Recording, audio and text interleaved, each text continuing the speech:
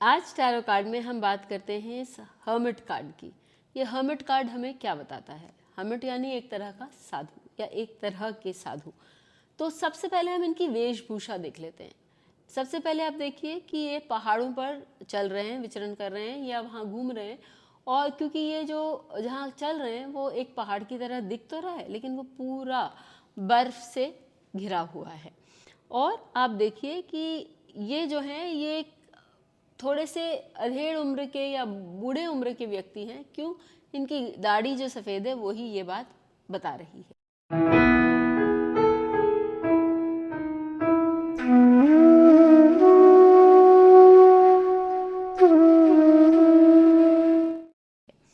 इनके हाथ में एक लालटेन है जो इनका पथ प्रदर्शित कर रहा है, और उसके अंदर एक आप स्टार भी बोल सकते हैं, मोमबत्ती बोल सकते हैं, जिसको स्टार ऑफ डेविड भी कहा जाता है।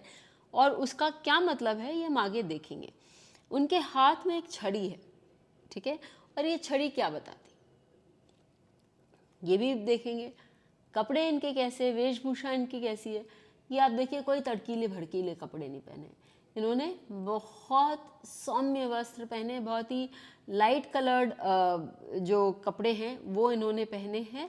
और इनफैक्ट इन्होंने ऐसे कपड़े पहने जो इनकी सराउंडिंग्स के साथ मैच कर रहे हैं, और ऐसा लग रहा है कि अपनी सराउंडिंग्स में ही घुल मिल से गए हैं। तो एक एक चीज़ से शुरू करते हैं। सबसे पहले हम ये पर्वत ले लेते हैं जो एकदम बर्फ़ से ढके हुए हैं। जब हम पहाड़ों में चल रहे होते हैं ना, तो हम बहुत ध्यान से चलते हैं। क्यों? एक इधर से उधर टर्न लिया या तो आप खो जाएंगे या सीधी खाई में। तो इसलिए आप बहुत सजगता के साथ चलते हैं। और पहाड़ में यदि बर्फ़ हो, बर्फ़ पे तो ऐसे ही बहुत फिसलन होती है, तो ऐसे ही व्यक्ति बहुत बर्फ़ में आराम से चलता है, देख देख के चलता है। और ये तो पहाड़ों वाली बर्फ़ है जहाँ बहुत ऊंचे ऊंचे पहाड़ है। तो ये जो व्यक्ति हैं वो बहुत सजगता से चल रहे हैं, बहुत धीरे धीरे चल रहे हैं, और हर पैर हर पग को देख देख के चल रहे हैं। यानी कि ये बताता है कि हम कितने अवेयर हैं, कितने इंटेंट हैं अपने काम में।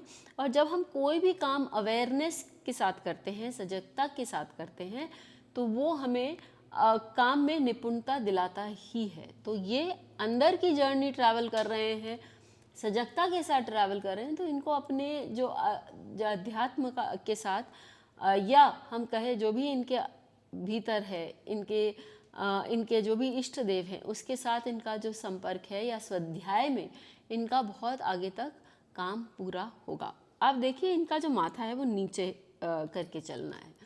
जब हम ऊपर कर अपना माथा करके चलते हैं तो हम बहुत सारी चीज़ें आसपास की चीज़ें देख सकते हैं, लेकिन जब हम अपनी आँखों को नीचे करके चलते हैं तो हम केवल अपना रास्ता देख रहे होते हैं, और आसपास की जो भी चीज़ें जो हमारा ध्यान भटका सकती हैं, डिस्ट्रैक्ट कर सकती हैं हमें, वो हमें नहीं दिखाई देती।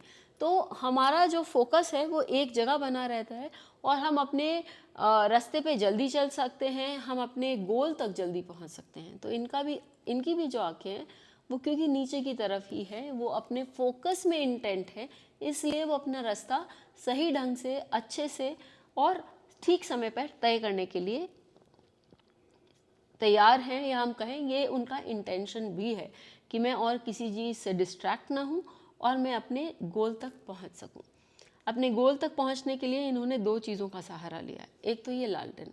जब हम लालटेन हमारा क्या काम करता है, क्योंकि वो रोशनी देता है, तो वो हमारा पथ जो है, ये जो हमारा रास्ता है उसको प्रदर्शित करता है, उसको वहाँ उजाला हो जाता है, तो हम देख सकते हैं कि आगे क्या है क्या नहीं है। तो हम तैयार हैं किसी भी चीज़ को देखने के लिए।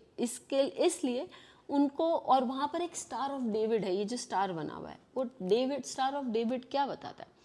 वो स्टार ऑफ डेविड बताता है कि वो अलग अलग रिलीजन्स में एक तरह के हमारे ईश्वर से हमें जोड़ने की क्षमता बताता है। तो जो ये हम इसका इस तरह से भी अभिप्राय निकाल सकते हैं या मतलब निकाल सकते हैं कि भाई हमारे अंदर की रोशनी ही हमारे पथ को, स्पेशली फॉर दोज पीपल जो अध्यात्म से जुड़ा होना चाहते हैं या जो अपने गोल्स को प्राप्त करना चाहते हैं बहुत फोकस होकर, तो आपके अंदर कुछ है, आपके अंदर वो रोशनी है जो आपके गोल्स तक आपको ले जाने की क्षमता रखती है, यदि आप अपना फोकस न खोएं और उसी पथ पर अपना ध्यान रखें। और जब हम इस डंडे की बात कर रहे होते हैं तो जो सन्यासियों का दंड होता है ना, वो एक तो सबसे पहले आप याद रखिए कि उनका स्टेटस भी बताता है। हर लेवल के सन्यासी अलग प्रकार का दंड लेकर चलते हैं, तो वो उनका स्टेटस बताता है। अब साथ ही वो उनका प्रोटेक्शन भी है, उनका सहायक भी है, और उनके लिए जैसे मैंने आपको बता दिया स्टेटस बता रहा है। सहायक क्यों है? क्योंकि जब हम एक पथरीले रास्ते पर या हम एक बर्फीले रास्ते पर चल रहे हैं तो वहाँ हमें बहुत सजगता के साथ हर कदम को रखना पड़ता है।